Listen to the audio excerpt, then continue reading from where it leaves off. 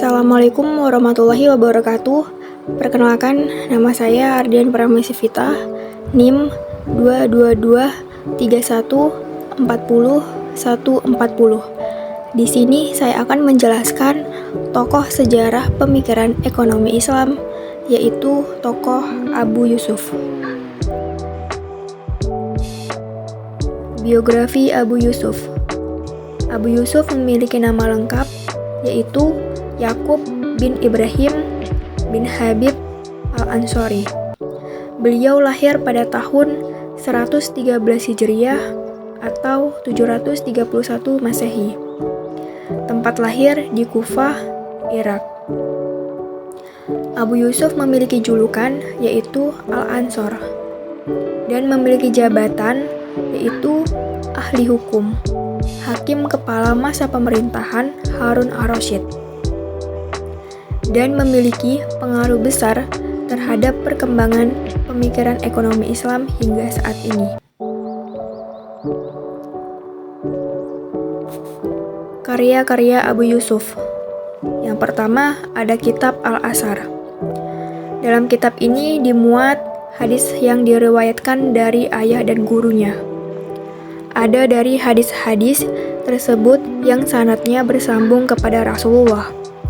Ada yang sampai kepada sahabat, dan ada pula yang hanya sampai tabi'in.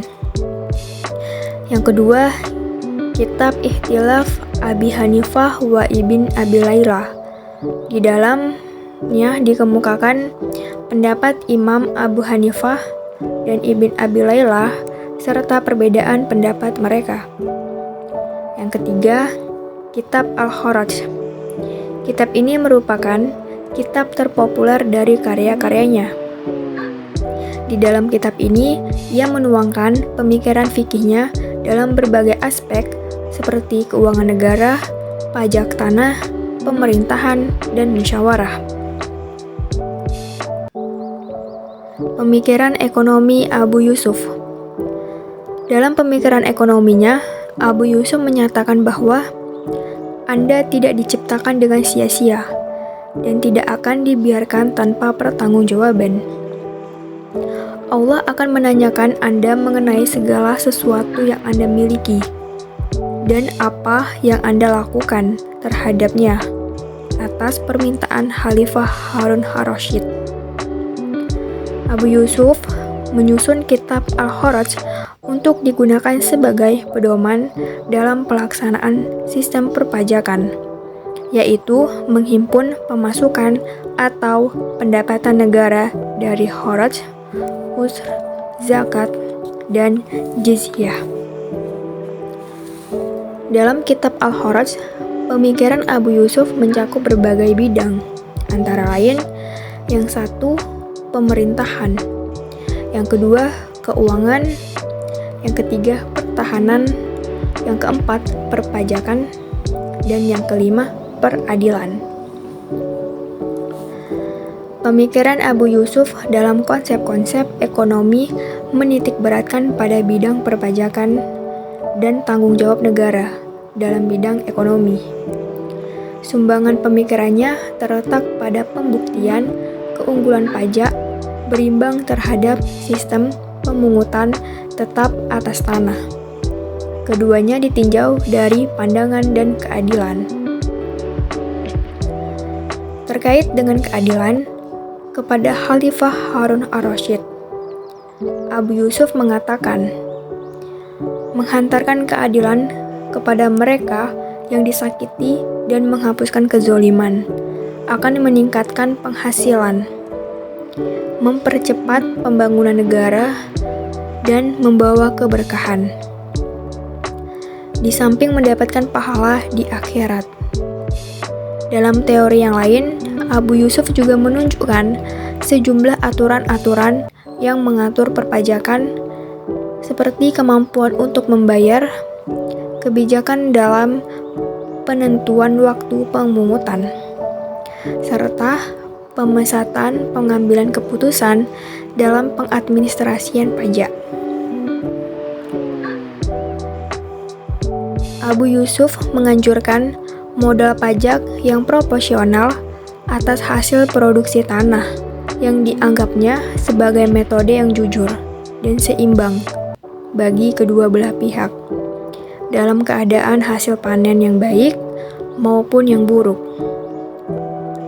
Dalam hal pemungutan dan pengadministrasian pajak, ada sejumlah departemen yang bertanggung jawab dalam menangani berbagai pungutan pajak dan keuangan. Dan Baitul Mal sebagai pusat atau koordinator dan departemen tersebut yang merupakan kantor perbendaharaan dan keuangan negara yang dikenal sejak awal Islam. Abu Yusuf menentang penguasa yang menetapkan harga seperti dikemukakan beliau dalam kitab Al-Kharaj, bahwa hasil panen pertanian yang berlimpah bukan alasan untuk menurunkan harga panen, dan sebaliknya, kelangkaan tidak mengakibatkan harganya melambung. Kandungan isi kitab Al-Kharaj. Kitab Al-Kharaj ini diterbitkan pada tahun 1979. Kitab Al-Kharaj merupakan jawaban dari beberapa masalah yang diajukan oleh Khalifah Harun ar-Rasyid. Dan beberapa di antaranya adalah masalah yang dibuat sendiri oleh Abu Yusuf. Menurut Abu Yusuf, Al-Kharaj memiliki dua dimensi makna. Yang pertama, dipandang sebagai al-amwal, al-amah, atau yang disebut dengan keuangan publik, dan al-amwal al-qashah, atau yang sering disebut dengan keuangan khusus. Sumber keuangan publik bagi pemerintahan meliputi ghanimah, fai, al-kharaj, al-jizyah, usyur al-tijarah, dan sodakoh. Yang pertama itu ada kharaj. Kharaj di sini itu adalah pajak tanah yang dipungut dari non-muslim. Yang kedua itu ada ghanimah. Ghanimah di sini itu adalah segala harta kekayaan orang-orang kafir yang dikuasai oleh kaum muslimin melalui perang penaklukan. Yang ketiga ada fai. Fai di sini itu adalah segala harta kekayaan orang-orang kafir yang dikuasai oleh kaum muslimin tanpa peperangan. Dan yang keempat itu ada jizyah. Itu adalah hak yang diberikan Allah Subhanahu wa Ta'ala kepada kaum muslimin dan orang-orang kafir karena adanya ketundukan mereka kepada pemerintahan Islam. Yang terakhir itu 5, ada unsur al-tijarah. Unsur al-tijarah ini itu adalah pajak perdagangan yang dikenakan kepada pedagang non-muslim yang melakukan transaksi bisnis di negara Islam. Selanjutnya di sini itu ada sumber keuangan khusus dapat diketahui saat beliau mengupas soal sewa tanah atau kompensasi pemanfaatan tanah negara oleh asing. Demikian itulah penjelasan dari saya tentang tokoh sejarah pemikiran ekonomi Islam, yaitu tokoh Abu Yusuf.